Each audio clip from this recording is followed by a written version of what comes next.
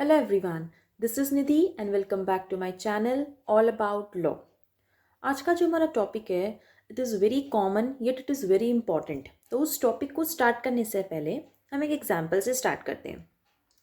मान लीजिए मैंने एक ब्रेड का पैकेट परचेज़ किया फॉर माई पर्सनल यूज़। ठीक है, मैं उसे कंज्यूम कर रही हूँ। क्या मैं कंज्यूमर हूँ? You will say quite obvious that you are a consumer. दूसरे केस में समझिए मैंने ब्रेड का पैकेट परचेज़ किया, उससे मैंने प्रोसेसिंग करी और उसे सैंडविच बना के फिर मैंने सेल किया। Okay, I am preparing sandwiches out of the bread and then I am selling it. Am I a consumer? Yes, I am a consumer. तीसरा केस समझिए, ब्रेड का पैकेट परचेज़ किया, कुछ प्रोसेसिंग नहीं करी, ना ही मैंने उसे पर्सनली कंज्यूम करा, मैंने उस पैकेट को रीसेल कर दिया। Am I a consumer? Yes, I am a consumer. तो तीन केसेस हमने समझे कि कंज्यूमर कौन होता है। तीन केसेस से हमने समझते हैं कि कंज्यूमर कौन होता है। Every person who is purchasing और who is buying any good और सर्विस फॉर पर्सनल यूज़, खुद के पर्सनल कंजम्पशन के लिए आप यूज़ कर रहे हो उस प्रोडक्ट को, उस गुड या सर्विस को। सेकेंड केस, और फॉर मैन्युफैक्चरिंग इट, या फिर आप उसमें कुछ मैन्युफैक्चरिंग कर रहे हो या फिर आप उसे रीसेल कर रहे हो। तीनों ही केसेस में आप क्या माने जाओगे? कंज्यूमर माने जाओगे। तो फ्रेंड्स, आज का हमारा टॉपिक ही है consumer and the rights of consumer. ठीक है, आने वाले कुछ वीडियोस में हम कंज्यूमर प्रोटेक्शन के बारे में बात करने वाले हैं। तो जिसके थ्रू सबसे पहले हम समझेंगे कि who is a consumer, consumer की राइट्स क्या होती है और कंज्यूमर के राइट्स के प्रोटेक्शन के लिए कौन सी एक्ट पास हो चुकी है। तो जब हम कंज्यूमर की बात करते हैं तो कंज्यूमर हर वो पर्सन है, ओके, एवरी पर्सन और group of persons who is purchasing और बाइंग एनी गुड और सर्विस फॉर पर्सनल यूज और फॉर मैन्युफैक्चरिंग और for reselling and paying some consideration as well, है ना। अगर आप कोई गुड्स परचेज कर रहे हैं तो आप उसके लिए कंसिडरेशन, आप उसके अगेंस्ट कुछ पे भी कर रहे हैं, तभी वो क्या माना जाएगा? कंज्यूमर माना जाएगा। अब जब हम कंज्यूमर की बात करते हैं तो कंज्यूमर के लिए हमारे इंडिया में कंज्यूमर प्रोटेक्शन एक्ट 2019 पास हो चुकी है। ठीक है, इसके पहले कंज्यूमर प्रोटेक्शन एक्ट 1986 पास हुई थी, लेकिन अब उसके अंदर कुछ अमेंडमेंट्स के साथ कंज्यूमर प्रोटेक्शन एक्ट 2019 पास हुई है। अब हम जब कंज्यूमर की बात करते हैं तो कंज्यूमर के अंदर ऑनलाइन जितने भी आप ट्रांजैक्शंस करते हैं वो भी कंज्यूमर की डेफिनेशन में इंक्लूड किए हैं। बेसिकली अमेंडमेंट पास ही इसलिए करा क्योंकि टेक्नोलॉजी काफ़ी एफिशिएंट हो चुकी है। मॉडर्न एरा में कंज्यूमर अब ऑनलाइन भी परचेज कर रहा है गुड्स। तो पहले जब एक्ट पास हुई थी तब ऑनलाइन ट्रांजेक्शन्स का कुछ भी इसमें इंक्लूजन नहीं था, लेकिन after the amendment all the online transactions are as also included in the definition of consumer. Means if any person or group of persons is buying anything online also, then also he will be in the ambit of the definition of consumer. इसके अलावा एक amendment और इस act में ये करा गया है कि ई दाखिल पोर्टल भी लॉन्च किया गया है, स्टार्ट किया गया है, जिसके अंदर कंज्यूमर अपनी कंप्लेंट्स फाइल कर सकता है, स्पीडी रिकवरी हो सकती है और एक inexpensive mode of grievance redressal है उसके अंदर। अब बात करते हैं कि कंज्यूमर प्रोटेक्शन एक्ट क्यों बनाई गई। ठीक है, कंज्यूमर के बारे में हम इतनी बात करते हैं तो कंज्यूमर प्रोटेक्शन क्यों ज़रूरी है, किस ऑब्जेक्टिव के साथ ये एक्ट को पास किया गया है। तो consumer protection act is basically passed for the protection of the interest of consumers. जैसा कि नई नॉमेनक्लेचर ही बोल रहा है कि कंज्यूमर के इंटरेस्ट को प्रोटेक्ट करने के लिए ही ये एक्ट को पास किया गया है। अगेंस्ट क्यों, क्या इंटरेस्ट हो सकते हैं? Against all the mall practices, जितनी भी अनफेयर ट्रेड प्रैक्टिसेस हैं, जितने भी मिसलीडिंग एडवर्टिजमेंट्स है, जितनी भी कंज्यूमर्स की प्रॉब्लम्स है, कंप्लेंट्स है, उनको सॉल्व करने के लिए कंज्यूमर्स को इफ़ेक्टिव कॉम्पनसेशन मिल जाए, उनकी प्रॉब्लम्स रिसॉल्व हो जाए, उन्हें प्रोटेक्शन मिले, कंज्यूमर के अंदर अवेयरनेस स्प्रेड करने के लिए, to educate the consumers about their rights and responsibilities. And in case if they are been infringed, अगर उनके साथ में कोई इन्फ्रिंजमेंट हुआ है तो उन्हें एडिक्वेट कॉम्पनसेशन भी दिया जाए, एज वेल एज जो भी जो भी बेसिकली ये मैल प्रैक्टिस कर रहा है उसे पेनलाइज भी किया जाए। तो इन सभी रीजंस, इन सभी ऑब्जेक्टिव्स की वजह से the consumer protection act has been passed.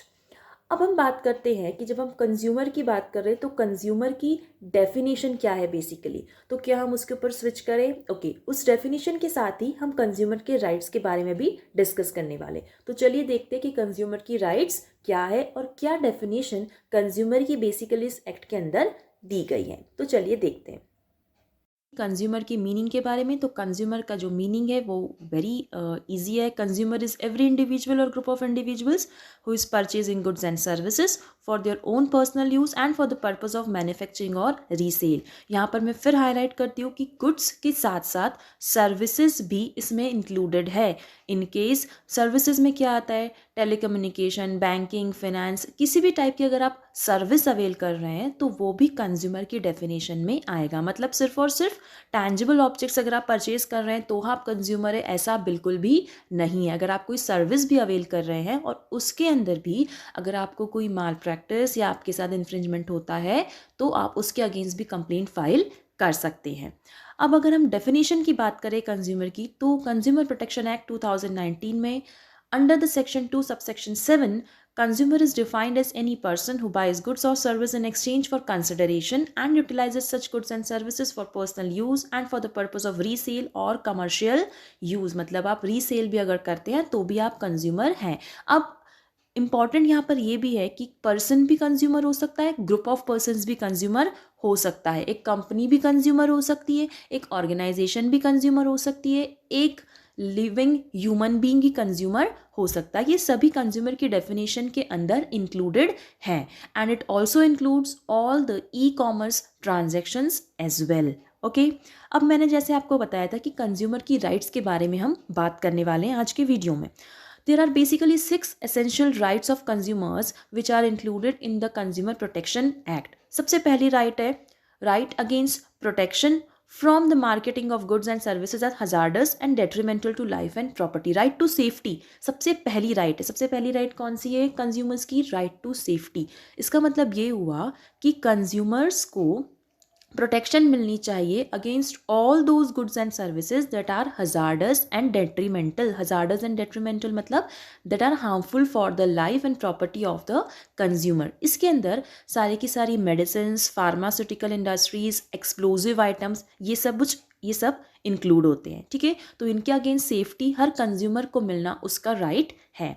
Next right is protection against unfair trade practices. Okay, the consumer must be aware, right to be aware against the unfair trade practices and the right to be aware about the quality, quantity, purity, standard and price of goods of the various products and services। okay, awareness का right भी consumer का right है, जिसके अंदर जो भी product या service वो परचेज कर रहा है उसकी बेसिकली सारी एसेंशियल एलिमेंट्स जैसे कि प्राइस, उसकी प्योरिटी, उसका स्टैंडर्ड, उसकी क्वालिटी, उसकी क्वांटिटी, उसके बारे में जैसे आपको पता होगा कि हर प्रोडक्ट के ऊपर वो सब कुछ मेंशन्ड होता है। जब भी हम कोई प्रोडक्ट परचेज करते, any product, you can take any product whether it is edible, non edible, कोई भी प्रोडक्ट हम परचेज कर रहे हो तो उसके ऊपर उसकी प्राइस, उसकी क्वालिटी, उसका अगर कोई सर्टिफिकेशन है तो वो मेंशन रहेगा, उसकी क्वांटिटी कितनी है वो मेंशन रहता है। तो ये भी कंज्यूमर का एक राइट है।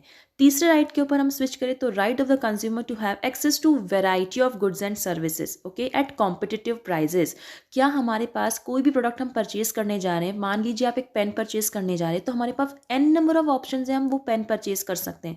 अगर हम कोई टेलीविजन परचेज करने जा रहे हैं तो हमारे पास n नंबर ऑफ ऑप्शन है कि हम टेलीविजन कहाँ से परचेज करें, कौन से कंपनी का परचेज करें।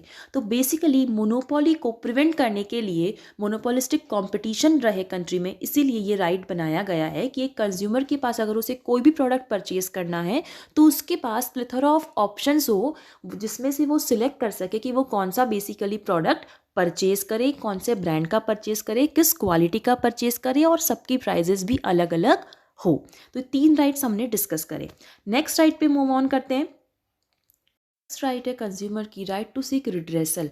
राइट टू सीक रिड्रेसल का मतलब ये हुआ कि जितने भी कंज्यूमर की कोई कंप्लेंट है, अगर उसके साथ कोई अनफेयर ट्रेड प्रैक्टिस हुई है, अगर उसके साथ कोई माल प्रैक्टिस हुई है, अगर कोई ऐसा सर्कमस्टेंस है जो which is prejudicial to the interest of the consumer, तो वो क्या कर सकता है, कंज्यूमर फोरम में जाकर अपनी कंप्लेंट फाइल कर सकता है।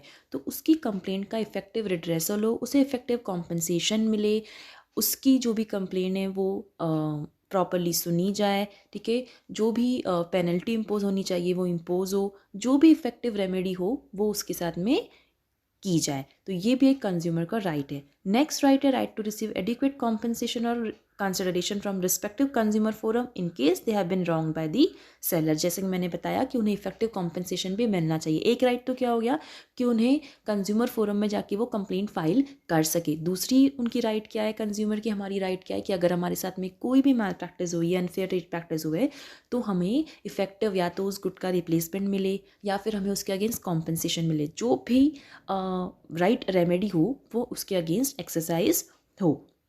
और last very very important right of consumer है, that is right to receive consumer education. Every consumer must be aware of his rights which are given under the consumer protection act 2019। जितनी भी consumer की rights हैं उनके बारे में aware रहे consumer, educate रहे, उसे पता हो कि वो कौन सी राइट कब एक्सरसाइज कर सकता है, अगर कोई अनफेयर ट्रेड प्रैक्टिस हुई है तो उसे कहाँ पे जाना है, उसकी क्या क्या रिस्पॉन्सिबिलिटीज़ हैं, सबके बारे में क्या क्या रेमेडीज़ अवेलेबल है, सबके बारे में कंज्यूमर प्रॉपरली एजुकेटेड हो, ये उसका राइट है। अब किस टाइप की अनफेयर ट्रेड प्रैक्टिसेस हो सकती हैं, क्या क्या रेमेडीज़ हमारे पास है, और डिटेल में हम कंज्यूमर प्रोटेक्शन के बारे में बात करेंगे आने वाले वीडियोज़ में।